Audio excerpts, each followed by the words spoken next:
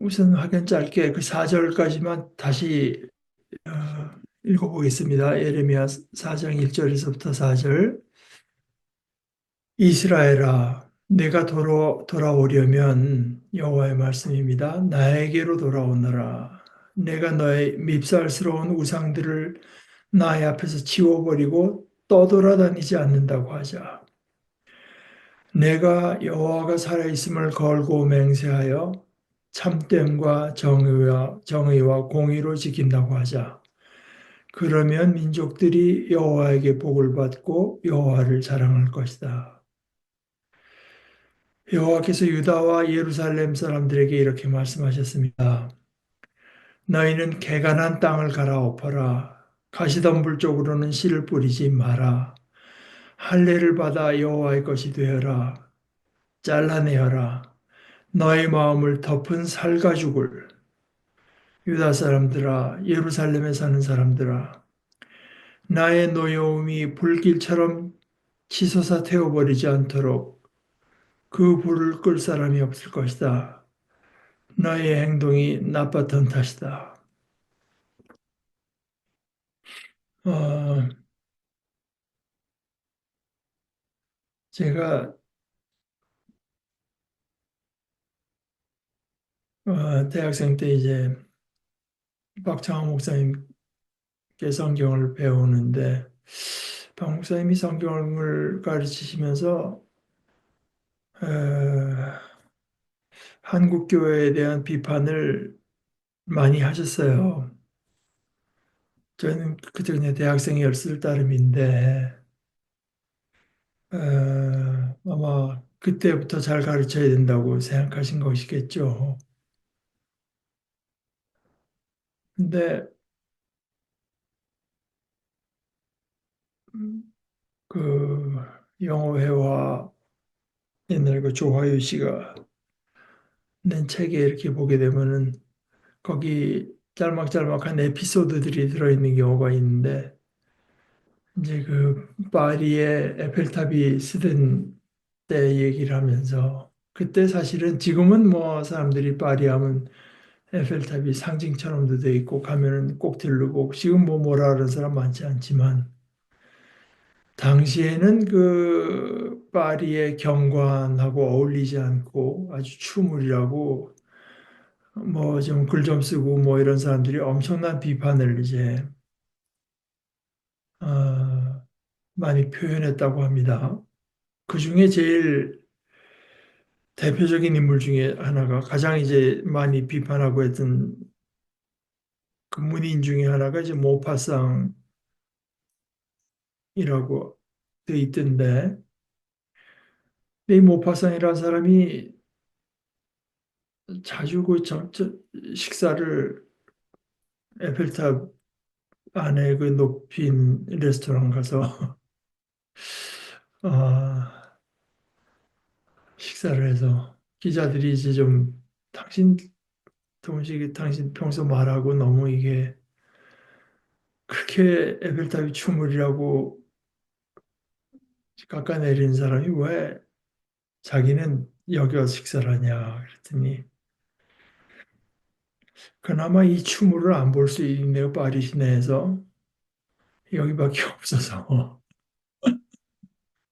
이 에펠탑 안에 있으면은 에펠탑이 얼마나 파리와 어울리지 않는 추물인가가 안 보이기 때문에 자기가 보지 않을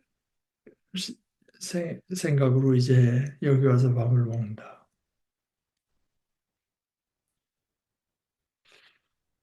아, 제가 사실 그 우리 수련회를 밖에 나가서 좀 하는 게 좋겠다는 생각을 한 것은 물론 우리 교우들이 너무 평소에 보니까 수고가 많고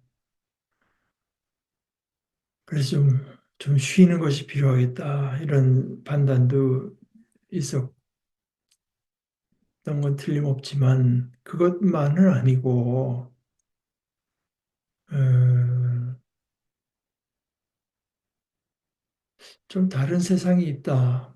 물론 그 우리가 뭐 거기서 어떤 미국 교회를 여러 번 가면서 뭐 예배하고 성경 공부하고 그럴 기회가 있은 건 아니고 또 그것이 꼭 필요한 것도 아니지만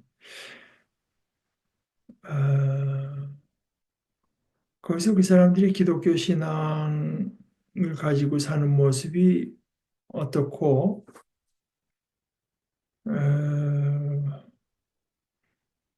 하는 것을 그저 몸으로 좀 접하는 것이 이제 꼭 필요하겠다고 생각했는데 이렇게 그 내가 자라난 곳, 내가 그 안에 속해 있고 파묻혀 있는 곳을 좀 상대화시켜서 본다고 할까?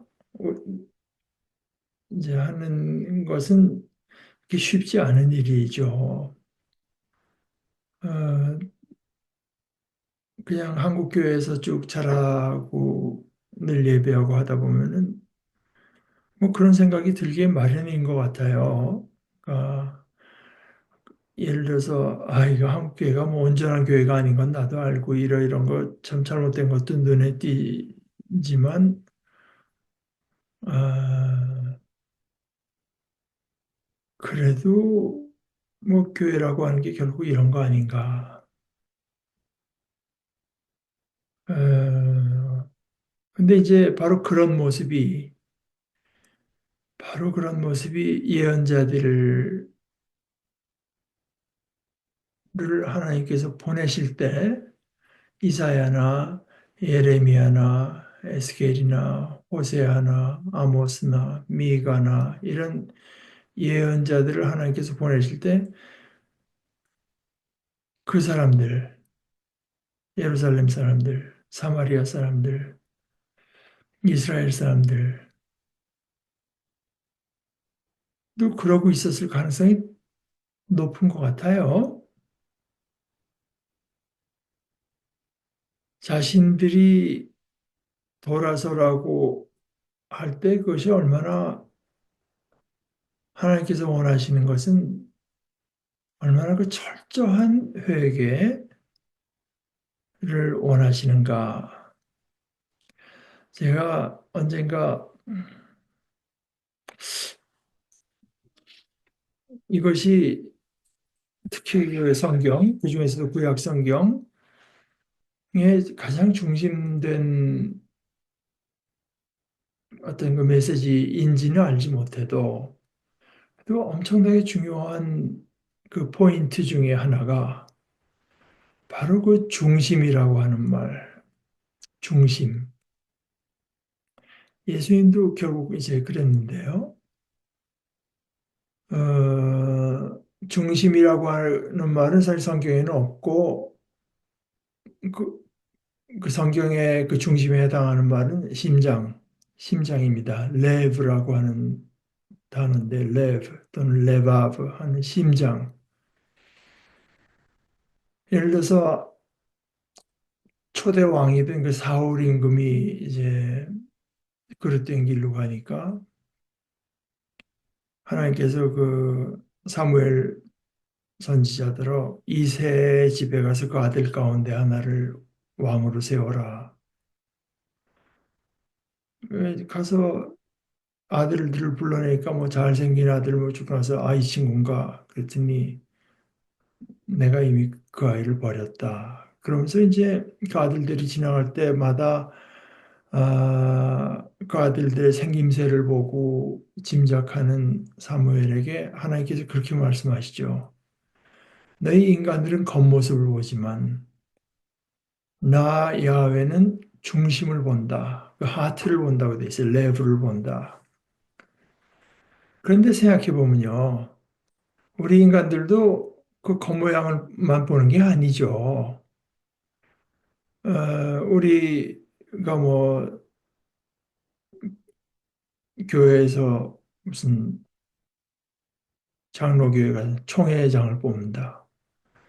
뭐 우리 동네 국회의원을 뽑는다. 대통령을 뽑는다고 할 때, 그 사람이 얼마나 그 신수가 훤하고 뭐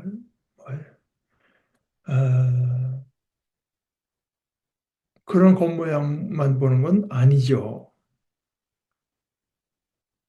그러나 우리 인간들이 그 겉모양까지 포함해서 그 사람의 음성, 그 사람의 학력, 그 사람이 여태까지 해온 자라온 길, 내렸던 결정, 그 사람의 가까운 사람들, 이런 것들을 다 봐서 그 사람의 됨됨이가 어떤가를 이제 보기를 원하는데 우리는. 그러나 결국 우리가 볼 수 있는 건 겉모양밖에 없죠. 지금 말씀드린 그게 다 겉모양 아니겠습니까? 그 인물이 어떻고, 어느 학교를 나왔고, 어떤 직업을 갖고 어떻게 살아왔고, 친구가 다 눈에 띄는 것들이죠. 우리 눈에 들어오는 것들. 우리 인간은 그 사람의 중심을 보고자 하나 볼 수는 없죠. 그리고 또 더 나아가서 우리가 그 사람의 속상, 사람 됨을 알고자 하지만 그것이 성경에서 말하는 중심하고는 조금 다른 경우가 많습니다. 우리가 보는 거는 이제 그 사람의 능력이 있는가, 그 사람의 생각이 건전한가, 이런 것들을 볼 수 있지만, 하나님께서 말씀하시는 이제 중심은 역시 우리를 보통 인간을 말할 때 지정의, 머리, 어떤 지식, 아는 거, 그다음에 그다음에 의지, 감정, 의지 이렇게 말한다면 하나님께서 가장 중요시 여기는 것은 의지입니다. 의지, 의지. 그러니까 우리가 여기도 이제 여호와가 살아있음을 걸고 맹세한다고 했는데 살아계신 하나님께서 살아계신다고 할 때 그것은 물론 죽은 하나님이 아니라 살아있다고 하는 뜻인데, 그러니까 우리한테 능력이 살아있으니까 제 능력이 있으시죠. 그런 의미에서 살아있다고 하는 것도 되지만 이제 가장 중요한 것은 저는 하나님의 의지라고 봐요. 어,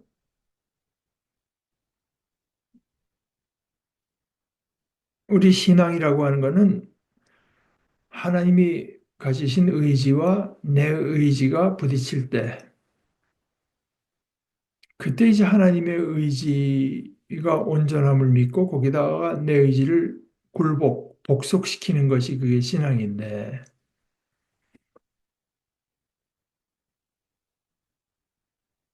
자꾸 그 신앙이라고 하는 것은 어떤 그 감정, 그 의지에는 당연히 감정이 따르고 의지가 있다 보면은 필요한 지식도 물론 습득하기 나름이지만 마련이지만 그러나 우리가 올바른 신앙적인 지식을 가지고 있느냐, 아, 얼마나 우리의 그 감정이 풍부한가 하는 것은 2차적인 문제고 1차적으로 의지입니다. 의지.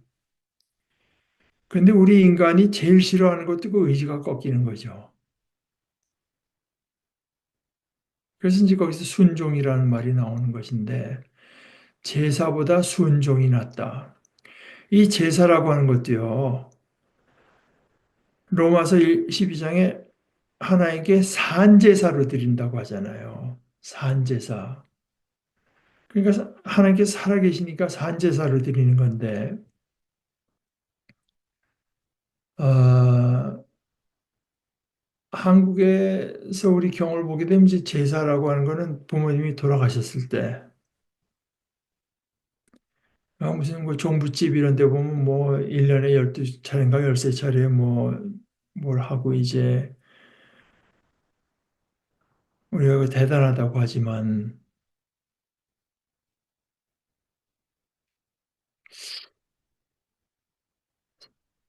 그거는 이미 죽었으니까 부모님이 돌아가시고 조상들이 돌아가셨으니까 잘 모시고 그분들이 이렇게 하면 좋아하시겠지. 결국 내 의지로 하는 거거든요. 내 의지. 죽은 분을 죽은 분께 드리는 제사죠. 근데 우리가 1년에 뭐 12차례 제사를 드릴지언정 사실 더 마땅치 않아 하는 것은 내게 뚜렷한 의지가 있고 부모님의 의지가 나랑 다를 때 내 의지를 꺾고 부모님의 의지에 순종하는 것이 그게 제일 더 힘들고 잘 안 이루어지는 거죠.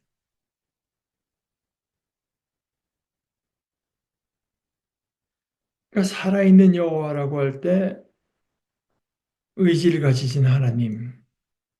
그래서 그 살아있는 하나님께 대한 우리의 마땅한 태도는 순종하는 거.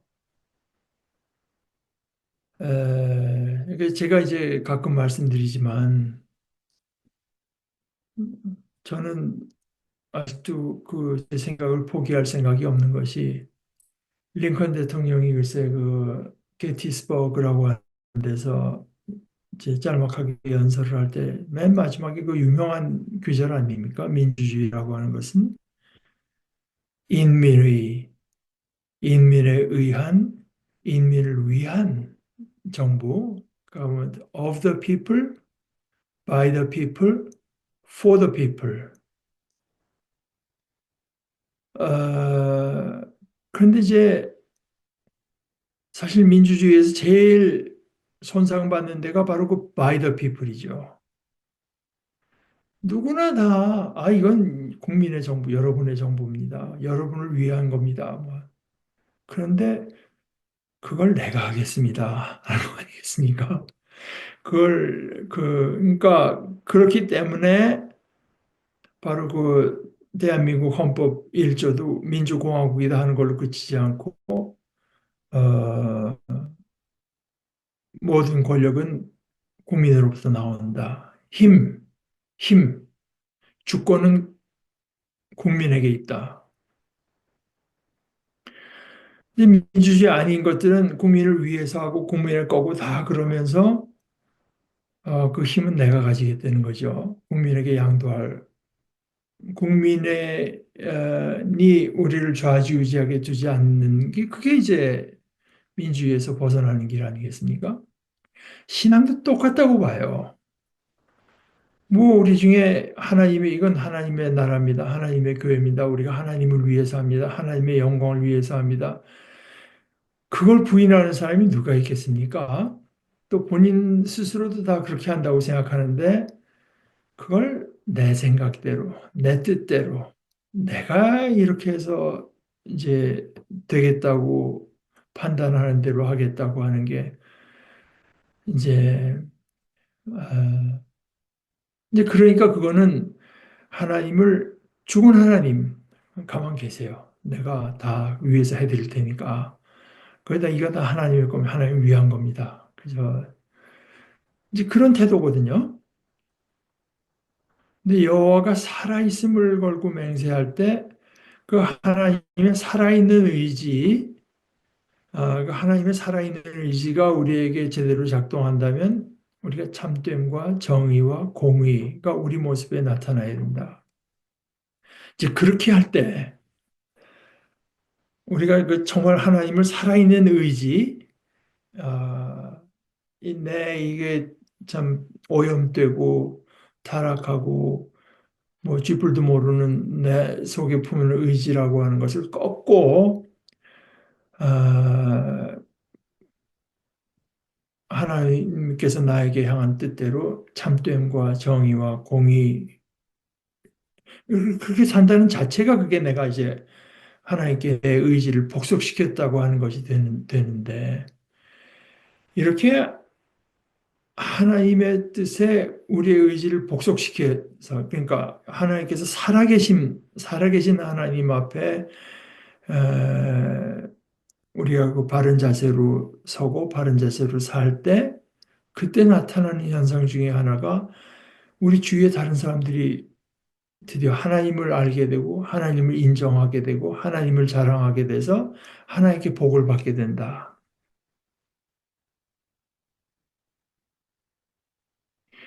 뭐 죽은 하나님 뭐 죽었을 리가 없지만 그분들에게는 마치 죽은 조상 취급하듯이 하는 그런 관계. 그러니까 뭐 멋있게 그냥 뭐 맛있는 거 많이 갖다 드리고 뭐 그냥 잔치 크게 열어드리고 이제 그러나 우리 교회가 우리 교단이 나서서 이제 다 하나님의 그래서 제가 제일 비성경적인 표현 중에 하나라고 하는 게 이 땅에 하나님의 나라를 이룬다는 겁니다. 하나님의 나라는 하나님 아니면 못 이루세요. 그러니까 하나님의 나라입니다. 하나님의 나라는 교회의 나라도 아니고 열성 있는 그 신앙인의 나라도 아닙니다. 하나님의 나라입니다. Of the people, of God. 하나님께서 하신 것이고 for the people, 하나님의 영광을 위해서 하지만 가장 그 안에 있는 골자는 by God, 하나님께서.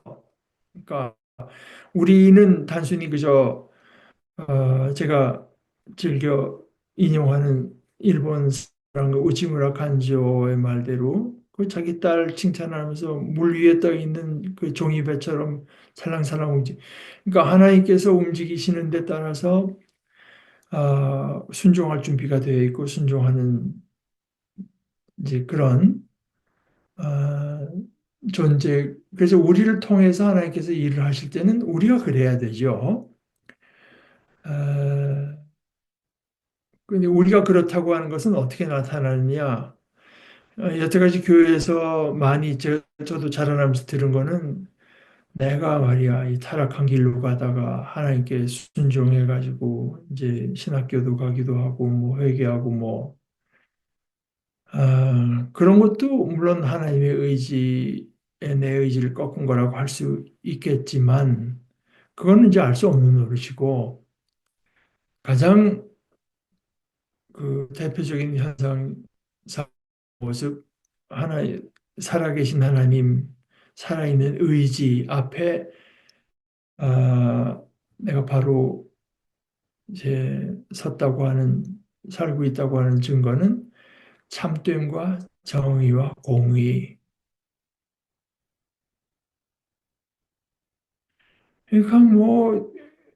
그러니까 교회 재정 같은 건 세상의 어떤 재정보다도 더 투명해야 되고 교회에서는 억울한 일이 없어야 되고 모든 게 바르게 이제 그러니까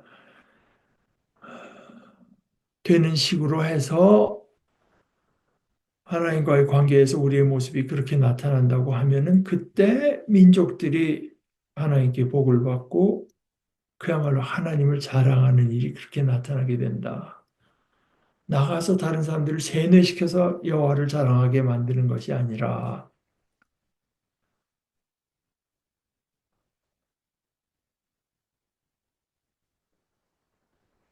이거는요. 지금 우리가 예레미야에서 이제 이런 걸 보지만 사실은 저 앞에 하나님께서 아브라함을 불러내실 때도 마찬가지입니다. 너로 인하여서 이제 모든 사람 네가 복이 될 거다. 그러니까 너를 통해서 모든 다른 민족들도 복을 받게 된다고 하는 말씀들도 하시면서 내가 아브라함을 불러낸 것은 이 정의롭게 살게 하기 위해서 불러냈다. 이런 이제 거기서부터 시작을 해서 제일 대표적으로는 우리가 보통 예수님의 지상명령, 선교명령이라고 생각하는 마태복음 맨 마지막 부분도 그 얘기입니다, 사실. 예수님께서 이제 마지막 제자들에게 주신 말씀, 마태복음 28장,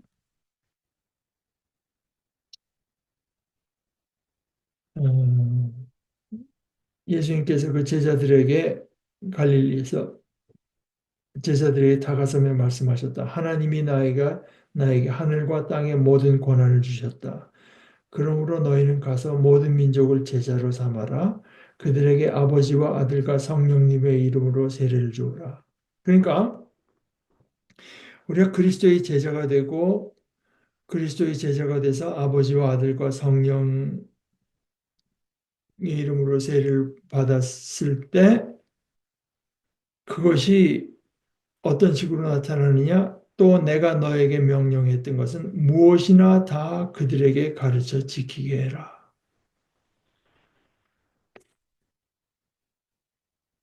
그러니까 예수님의 말씀을 따라서 이제 지키는 것이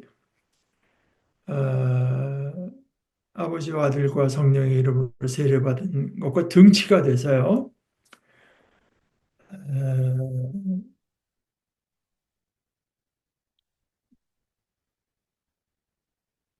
오늘 그 예레미야가 말한 것과 이제 같은 거죠. 여호와가 살아있음을 걸고 살아있는 하나님 앞에 있게 내가 속했다고 하는 것이 참됨과 정의와 공의의 삶으로 나타난다고 한다면 예수님 그 참됨과 정의와 공의라고 하는 것이 어떤 것인가를 마태복음, 뭐 산상수훈이니 이런 데서 이제 또 구체적으로 말씀해 주시고 그걸 다 지켜라. 그것이 우리에게 짐이 아니라 그게 너희의 생명이다. 그렇게 할 때 모든 민족들이 여호와에게 복을 받고 여호와를 자랑할 것이다. 그러니까 이거는 우리의 선교관 이런 거를 이제 이런 귀절들을 충분히 묵상하고 소화해서 그 위에다 선교라고 하는 건 뭐냐? 선교를 할 때 어떤 일이 나타나느냐? 어떤 자세로 해야 되느냐? 어디다 중점을 둬야 되느냐? 이제 이렇게 보이게 되죠. 이렇게 이제 생각하는 데까지 나아가게 됩니다. 그러면서 다시 한번 이제 말씀하시는 게 다른 민족들이 여호와께 복을 받고 여호와를 자랑할 것이라고 하면서 다시 유다와 예루살렘으로 방향을 돌려서 말씀하시되 너희는 개간한 땅을 갈아엎어라. 가시덤불 쪽으로는 씨를 뿌리지 마라. 그러니까 너희 마음밭, 너희 마음밭, 온갖 욕심과 뭐 더러움과 불순종의 그 모습들이 이제 어, 자리 잡고 있는 이거를 철저히 이제 갈아엎어서 새 땅을 해서 그러니까 너희의 그 마음밭을 새롭게 해서 씨를 뿌려라. 단순히 그저 마음을 바꿀 생각 없이 그냥 거기다가 그저 말씀의 씨만 딥다 뿌려대게 되면은 거기 다 그 말씀에는 참 놀라운 능력이 있어서 그거 다 이제 어, 살아남고 열매를 맺게 돼. 그거는 그저 인간들의 생각이고 어,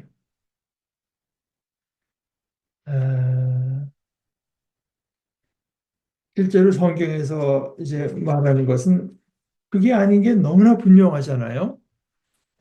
너희는 개간한 땅을 갈아엎어라라는 말로도 끝내시지 않고 가시덤불 쪽으로는 씨를 뿌리지 마라.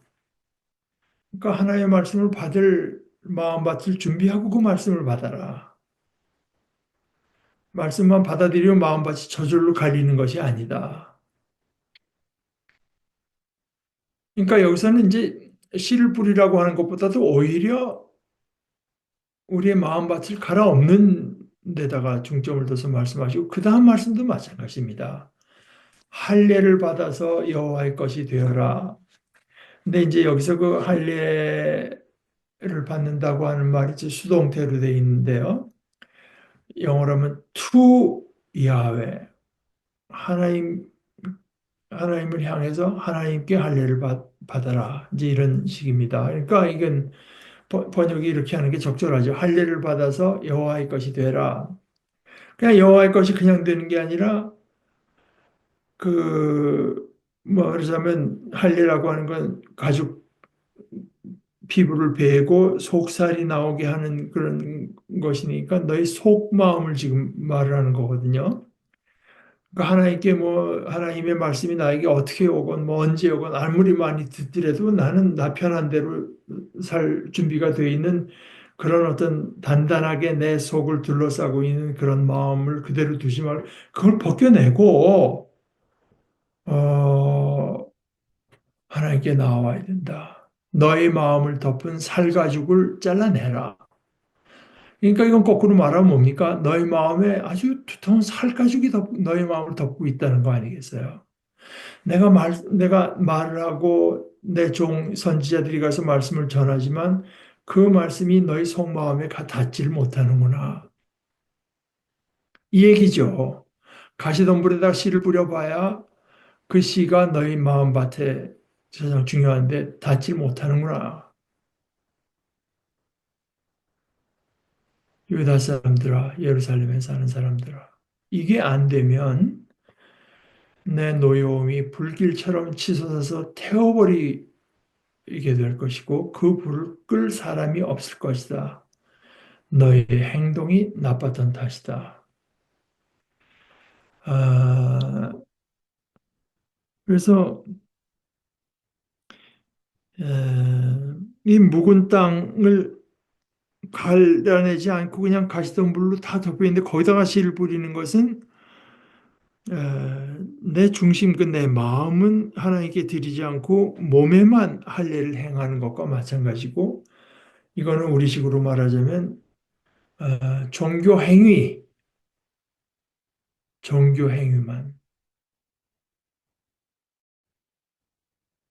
예배 열심히 참석하고 교회 직분 맡아서 열심히 뭐 일주일에 직장 끝나는 대로 그냥 달려가기를 5일, 6일을 달려가고 또 직장 하다가도 직장에 있다가도 교회 일이라고 하면은 제쳐놓고 하고 아 특히 한국 교회 더 고약한 거는 목회자를 잘 섬기고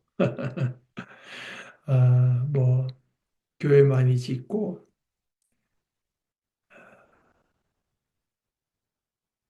근데 그런 것들이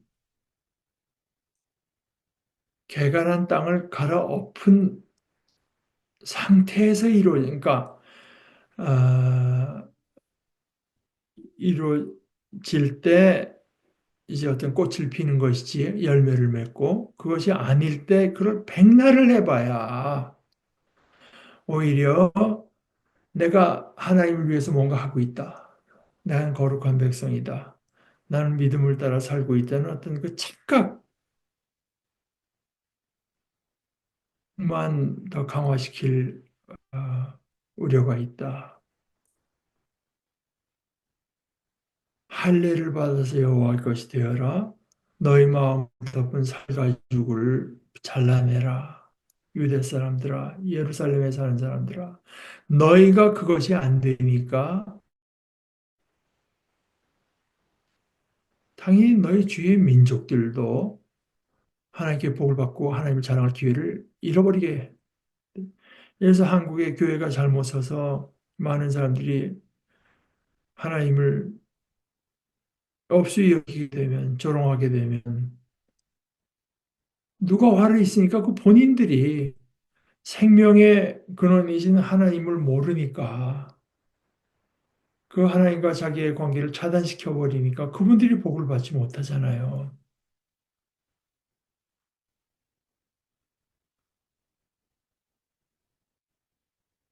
그래서 이 성경에서 이 할례가 굉장히 중요한 것이면서도 어,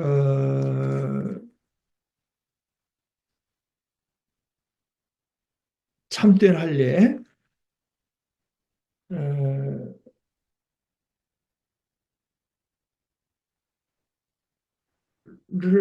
그 자신의 그 몸에다가 하는 할례를 대충 이제 얼버무리려고 하는 그런 태도가 뭐 구약과 신약을 통해서 줄곧 나타나죠. 그럼 진짜 할례는 뭐냐? 하나님께서 원하시는 상징적인 행위로 몸에다가 할례를 행하지만 정말 하나님께서 원하시는 할례라고 하는 것은 뭐 예를 들어서 제가 설교 때도 말씀드렸지만 이건 한 번 더 우리가 확인할 필요가 있는데 신명기 30장 6절 그리고 여호와 그대의 하나님이 그대의 마음과 그대 후손의 마음을 덮은 살가죽을 잘라내 주실 것입니다. 이것은 하나님의 은혜의 차원에서 이해를 하죠. 우리가 마음에 결단을 하고 우리의 마음의 살가죽을 벗겨내는 일을 매일 매 순간 힘쓴다고 해도 결국 그것은 하나님과 우리의 공동 작업으로 나타날 뿐만 아니라 결국 그 모든 것이 하나님께서 하신 일로 이제 말하는 거죠. 그래서 어, 그대의 마음과 그대 후손의 마음을 덮은 살가죽을 잘라내 주실 것입니다. 그래서 그대가 여호와 그대의 하나님을 그대의 온 마음과 이게 이제 하트입니다. 중심과 온 정성으로 사랑하여 살아남게 하실 것입니다. 그러니까 몸에다가 육체에다 향하는 할례는 그 포인트는 그 육체에다 향하는 것이 포인트가 아니라 아, 야훼 나의 하나님을 내 온 마음과 온 정성으로 사랑하는 그래서 이제 생명을 얻게 하는 것이 된다고 하는 것이 나타나 있고 10장에서도 이제 제가 그때도 말씀드렸는데요. 10장 16절서부터 그러므로 그대들의 마음을 덮은 살가죽을 잘라내고 그대들의 목을 더는 꼿꼿이 하지 마십시오. 여기서는 이제 아까 30장에서 하나님께서 해주신다고 했고 여기서는 우리더러 하라고 하죠. 어, 여호와 그대들의 하나님은 신들 중에 신이시고 주 로드 주들 중에 주님이십니다. 크고 힘세고 두려운 신이시죠. 그러니까 살아계신 하나님인 겁니다. 그런데 그 살아계신 하나님의 의지의 중심에 뭐가 있냐? 사람을 차별하지 않고 뇌물을 받지 않는 신이시고요. 부모 없는 아이와 남편, 여인, 여자의 권리, 힘이 없고 어떤 의지할 데가 없는 사람들의 권리를 그 권리를 지켜주시는 하나님.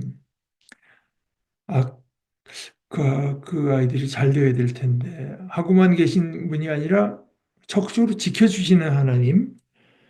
어, 또 나그네를 사랑하여 빵과 옷을 주십니다. 그 나그네라고 하는 것은 뭐 그 당시에 국가 간에 무슨 뭐 비자가 있고 여건이 그게 아니니까 다른 데 가면 뭐 죽여도 그만이고 뭐 온갖 나쁜 취급을 당해도 어디 호소할 데도 없는 저 의지할 데가 아무것도 없는 것이 이제 나그네였을 때 그러니까 여기 고아나 과부나 나그네의 공통점은 다 그것 아니겠습니까? 힘이 없고 가진 것이 없고 의지할 데가 없는 그런 존재들의 편을 들어주시고 그들을 보호해 주시고 지켜주시는 것. 그것이 하나님의 의지입니다.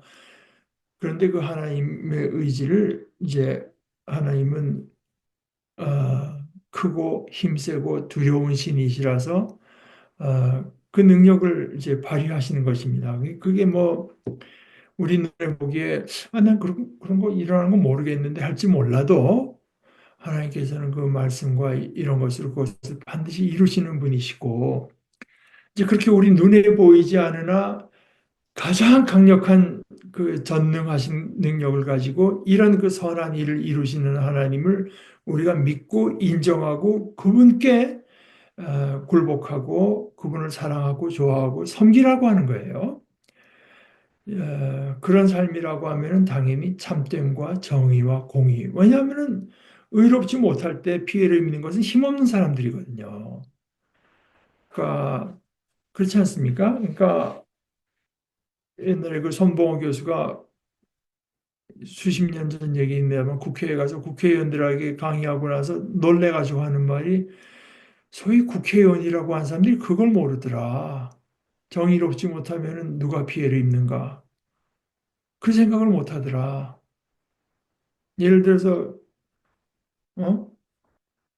퇴계로나 무슨 뭐 이런데 교통신호가 아무것도 없고 자기 마음대로 가야 된다고 하면은, 아, 거기서 그걸 제일 좋아할 사람은 장갑차 타고 다니는 사람들밖에 없다. 그 교통 질서나 규칙이나 법이라고 하는 거는 그런 힘이 없고, 뭐 어떻게 이제 그런 존재들을 위해서 그런 규칙이 보행자 존재하는 거지. 근데 국회의원이라는 사람들조차 그걸 모르더라. 그런데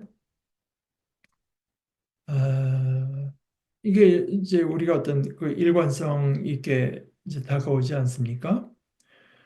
살아계신 하나님인데 그 하나님께서 원하시는 것은 이런 그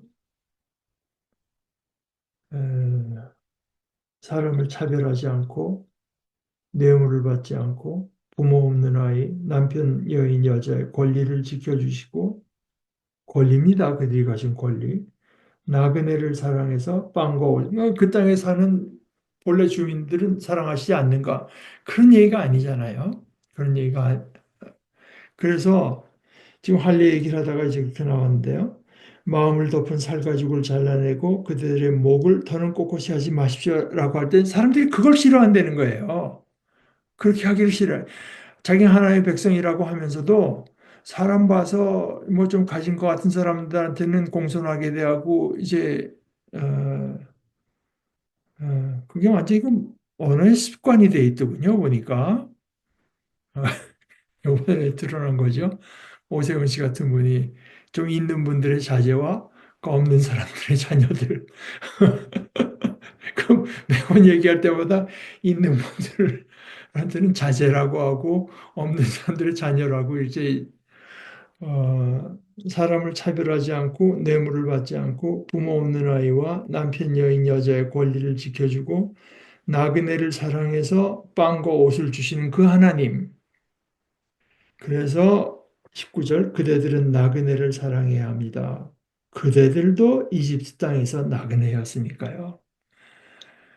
그, 그, 그 땅에 가서 어떤 연고 없이 살아간다고 하는 게 얼마나 힘들고 억울한 일들을 겪게 되는가를 여러분들이 당하지 않았습니까? 그러니까 이건 바꿔 말하면 하나님께서 하나님의 백성을 만들어내기 위해서 그들에게 주셨던 어떤 훈련 과정이라는 의미도 좀 그런 뉘앙스도 좀 있는 것 같아요.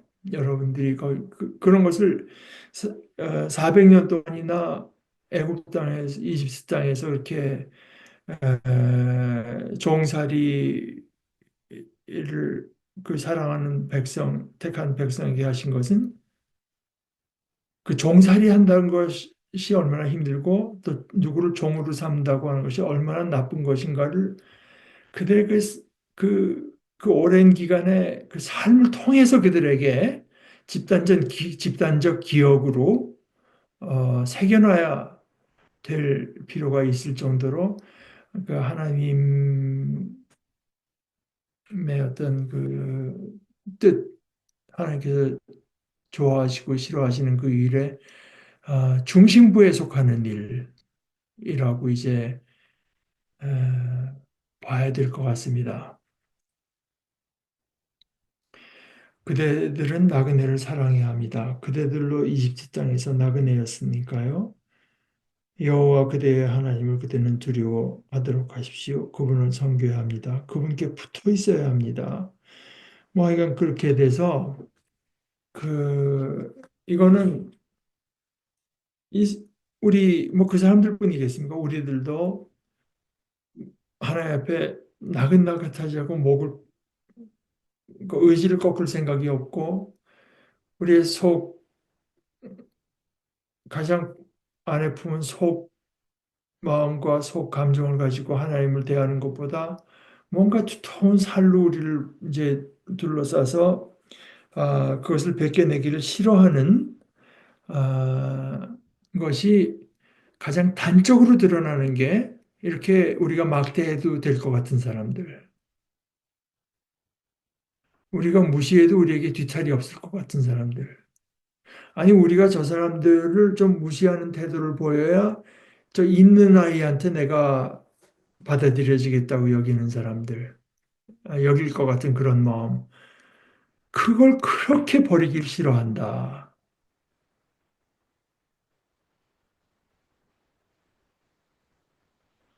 어,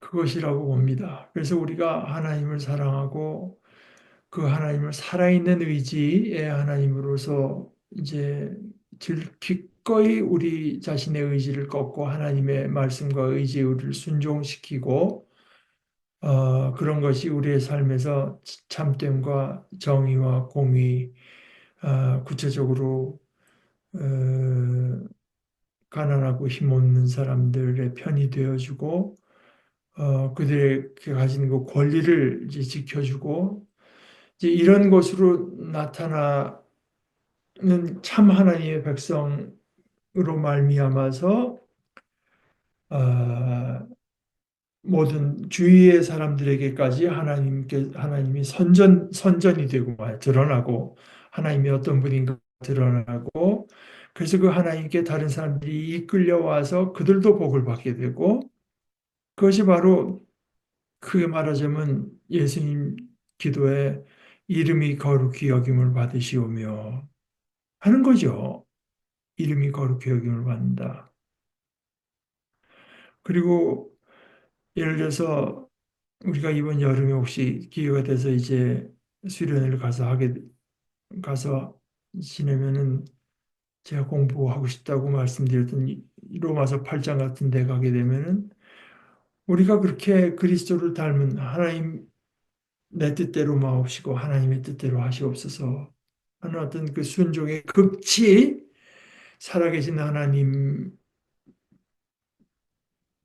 앞에 이제 선 그 삶에 대한 정점을 보여주신 주님의 모습을 우리가 이제 얻게 되면 여기서는 주위의 온 민족들만 말했지만 바울 사도가 본 것은 온 피조물이 사람들뿐만이 아니라 이 온 자연 세계까지 그 하나님의 아들들이 나타나기를 기다리고 있다.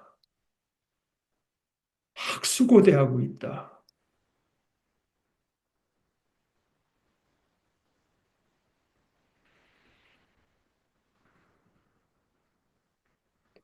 근데 아유 뭐 그렇게까지 부담스러워 살겠어? 사실 그 부담이 아니라는 말씀을 이제 성경에 그 얘기도 또 그런 태도가 나오니까 그 하나의 말씀을 부담스러운 말씀이라고 하는 데 대한 어떤 하나님의 공격이 나오는데 부담스러운 말씀이 아니라 이것도 그래요. 제가 뭐 혈압약 같은 거 하는 분에게 그 약 죽을 때까지 먹어야 됩니까? 아니 먹는 만큼 도움을 받으시는 겁니다. 먹고 혈압을 조절하는 만큼 우리가 어떤 그 혜택을 입자고 하는 거지. 그걸 먹어야 됩니까? 하는 거하고는 얘기가 좀 다릅니다. 하나의 말씀이 딱 그렇죠. 그걸 지키는 만큼 우리에게 이제 복이 되는 것이죠. 그걸 안 지키면은 우리 혈관도 문제가 생기고 심장도 문제가 생기고 뭐 그런 것처럼 하나님의 것이 되고 우리가 하나님의 의지 앞에 나를 복종시킬 것인지 아니면 그렇게 안 하게 되면은 그럼 나의 노여움이 불길처럼 치솟아 태워버리지 않도록 이제 이렇게 말씀을 하시지만 그 하나님의 노여움이 저는 아무리 봐도 성경을 봐서 왜, 너 내 말 안 지켰지? 하는 그런 단순한 노여움이 아니라 어떻게 해서든지 우리에게 그 하나님의 아들의 영광, 하나님의 자녀의 영광을 입히시고자 하신 그런 어떤 대단한 존재인 우리가 황폐하고 하잘것없는 존재로 이제 가는 데 대한 하나님의 노여움과 불길, 노여움의 질투 뭐 이런 것이고 그래서 예를 들어서 우리 자녀가 뭐 이제 뻔히 잘못된 길로 갈 때, 이제 우리 속에 생겨나는 그 노여움, 이제 그런 겁니다. 나의 노여움이 불길처럼 치솟아 태워버리지 않도록 그 불을 끌 사람이 없을 것이다. 너의 행동이 나빴던 탓이다. 아, 야, 그 정도 우선 오늘 그래서 오늘 말씀에서 결국 이제 우리의 전 존재가 하나님께 어, 속해야 된다 하는 걸 지금 말씀해 주시는 부분이고 그것이 단순히 지금 어떤 지금 마음밭을 갈지 않고 그냥 뭐 하는 거는 제가 지난 중간 그 설교 때 택했던 단어들을 신용만 하는 겁니다. 신용. 우리가 하나님을 사랑하는 것 같은 신용만 하는 거지. 그 신용과 진짜냐의 차이는 우리의 삶의 태도에서 나타나고 우리가 이웃을 대하는 태도에서 나타난다. 이제 이런 겁니다.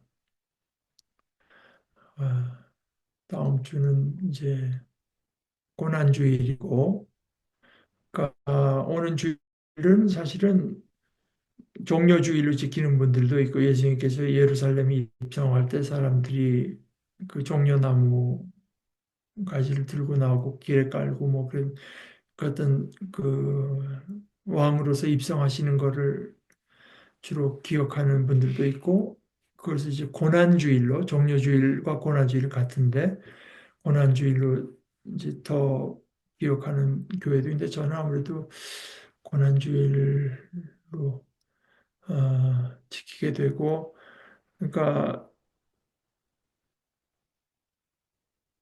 성경 예를 들어서 마태, 마가, 누가 그 요한도 마찬가지지만 보게 되면은 가장 공들여서 기록된 부분이 마지막에 예수님께서 고난 받으시고 십자가에 죽으시는 그 장면. 그걸 왜 그렇게 길게 어, 이제 묘사했는가? 왜냐하면 그 사건으로 우리가 구원받는 거기 때문에.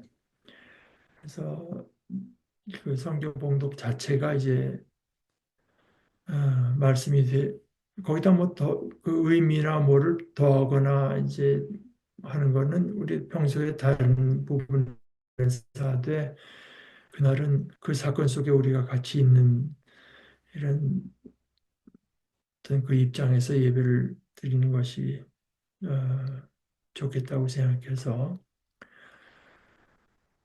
네 그렇게 됩니다. 자 그럼 오늘 우리 이 정도 하시고 우리 마치십시다. 하나님 아버지 아버지께서 저희를 향해서 품으신 사랑이 어떠한 것인지를 이런 심판의 말씀을 통해서도 또 이렇게 안타까워하시는 그 말씀을 통해서도 저희가 어, 더 새롭게 배우고 알고 느낄 수 있습니다. 저희들 마음이 살아있는 아버지를 향한 진실된 마음이 되게 하시고 그래서 아버지의 말씀이 저희들의 삶을 주장해서 아버지께서 좋아하시는 일들을 저희들이 배워서 저희들도 그것을 좋아하고 그것을 힘쓰고 아버지께서 싫어하시는 일들을 저희도 싫어하며 그것들과 쌓아나가는 참된 믿음의 자녀들의 모습 되도록 그 모습을 저희들에게 입혀 주시옵소서. 우리 김종보 형제에게 회복을 주시는 아버지 하나님 감사합니다. 속히 온전히 회복하게 하시고 참 저희들이 바라고 기도하던 대로 좋은 소식을 결과를 주셨으니 이제 온전히 몸과 마음의 온전함을 입어서 기쁨으로 주님을 사랑하고 주님을 섬기는 복된 길에 서 있을 수 있도록 지켜주시고 어, 온 가족들 이 어려운 일들을 겪어나간 이 경험과 기억들이 참 큰 도움이 되도록 주님께서 역사해 주시기를 기도합니다. 연약한 가운데 있는 우리 안유국 형제 지켜주셔서 주님의 평화를 더하여 주시고 주님의 좋음, 가장 선하고 좋은 길로 주님 간섭하시고 주장하시고 인도하여 주시옵소서. 모든 말씀을 예수 그리스도 이름으로 기도드리옵나이다. 아멘.